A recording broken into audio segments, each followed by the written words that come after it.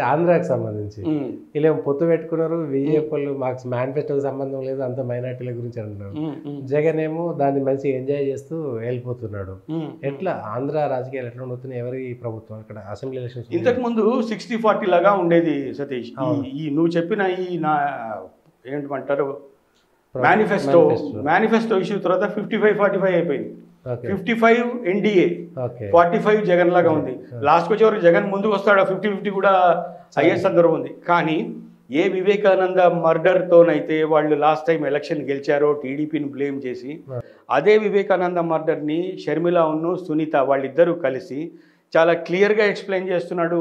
అవినాష్ అనేవాడు ఇన్వాల్వ్ అయి ఉన్నాడు. అవినాష్కి జగను వాళ్ళ మిసెస్ డైరెక్షన్స్తోనే అతను ఆ పని చేశాడని, పులివెందుల సీటు కోసమే అతన్ని లేకుండా చేశారని వాళ్ళు క్లియర్గా పవర్ పాయింట్ ప్రజెంటేషన్ ఇచ్చి సిబిఐ ఇచ్చిన నివేదికలోని పాయింట్స్ అన్నిటితో వాళ్ళు ఎక్స్ప్లెయిన్ చేస్తున్నారు. సో ఏ వివేకానంద అయితే గెలిపించాడో లాస్ట్ ఎలక్షన్లో బై డిఫాల్ట్, అదే వివేకానంద ఈయనను ఓడించే పరిస్థితి వస్తుందని నేను అనుకుంటున్నాను.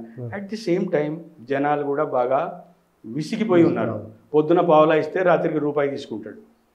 పిచ్చి పిచ్చి బ్రాండ్లన్నీ తాగిచ్చేస్తున్నారు. అన్న క్యాంటీన్లు ఎత్తిపడేశారు. ప్రాజెక్టులు పెద్దగా ఏం కాదు.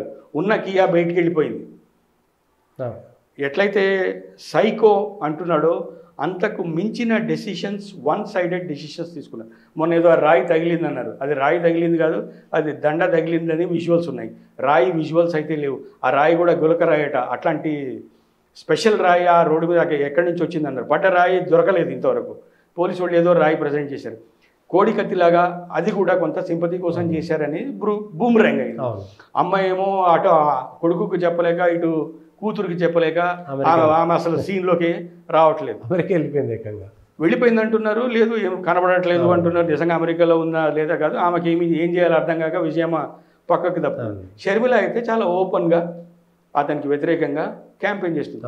ఒక సిస్టరే తన బ్రదర్ని మా వాడు దొంగ అని చెప్తే ఇంకా జనాలు ఏం నమ్ముతారు? అమ్మ చెల్లెల్ని చూసుకోనోడు, అమ్మ చెల్లెళ్ళు దగ్గరగా ఉంటే ఓర్వలేనోడు, అమ్మ చెల్లెలకి ఆస్తి ఇవ్వనోడు జనాలకి ఎందుకు ఇస్తాడు అనేది. అదే ఆ బంగారు గాజుల సామెత. ఈమెకి ఇయ్యదు కానీ పిన్నమ్మకు బంగారు గాజులు ఇస్తాడు. ఆ నానుడి ఇప్పుడు సామెత కరెక్ట్గా జగన్కి సరిపోతుంది. జగన్ కొంత ఫ్రస్ట్రేటెడ్గా ఉన్నట్టుగా క్లియర్గా కనపడుతోంది. రాంగ్ అడ్వైస్ తీసుకొని కూడా అతను అంటున్నాడు. నా ఉద్దేశంలో ఎంత అయినా కూడా 55 ఎన్డీఏ, 45 జగన్. వీళ్ళు ఎన్డీఏ కూడా మనస్ఫూర్తిగా కలిసిపోకపోవడం ఒక మైనస్. వీళ్ళకి మనస్ఫూర్తి కూడా కలిసిపోకపోవటము అంటే మేనిఫెస్టో చేసేటప్పుడు ఆ బీజేపీ వాళ్ళని, ఇప్పుడు పురంధరేశ్వరి ఎవరు మళ్ళీ చంద్రబాబు నాయుడు రిలేటివే. ఆయన దగ్గర ఆమె ఏం చెప్తుంది? చంద్రబాబు అనేవాడు వాళ్ళ ఫ్యామిలీకి ఫ్లాగ్షిప్ లాంటి వాడు. బాలకృష్ణ పెద్ద అందరి దగ్గర హడావుడి చేసి టాపా కొట్టేవాడు. అక్కడే చేతులు కట్టుకొని కూర్చుంటాడు ఆయన దగ్గర. ఇప్పుడు ఆమె ఏం చెప్పగలదు? కానీ ఉన్న బీజేపీ లీడర్స్లో మేనిఫెస్టో లెవెల్లో డిస్కస్ చేసేంత సామర్థ్యం ఉన్నోళ్ళు ఎవరు లేరు అక్కడ. పవన్ కళ్యాణ్ కూడా పెద్ద మేనిఫెస్టో అవి ఏదో సినిమాలు షూటింగ్లు అది ఇది ఏసీ అట్మాస్ఫియర్లో రోడ్డు మీదకి వస్తే 2 రోజులు తిరిగితే 3 రోజులు జ్వరం అన్న పరిస్థితి ఉంది పాపం ఆయనకి. అలసిపోయే పరిస్థితి కాదు.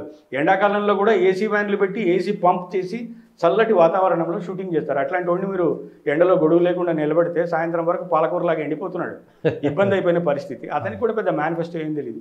చేసిందంతా వాళ్లే, చంద్రబాబు నాయుడు వాళ్లే. చంద్రబాబు నాయుడుకు ఒక ఐసింగ్ ఆన్ ది కేక్ ఏంటంటే ఎన్డీఏలోకి వెళ్ళిపోయాడు. సేఫ్ సైడు జగన్ అటాక్ చేయలేడు. జగన్ తన కేసులలో ఆ హడావుడిలో తన పరిస్థితి ఫ్యామిలీ పరంగా కూడా అతను రివర్స్ గేర్లో డిస్టర్బ్ అయిపోయి ఉన్నాడు. కాబట్టి ఆ 50లో ఆ 5% మార్జిన్ అనేది మనం ఎన్డీఏకే ఇవ్వచ్చు. ఎన్డీఏ గవర్నమెంటే ఫామ్ చేస్తుంది మోస్ట్ ప్రాబబ్లీ అని నేను అనుకుంటున్నాను.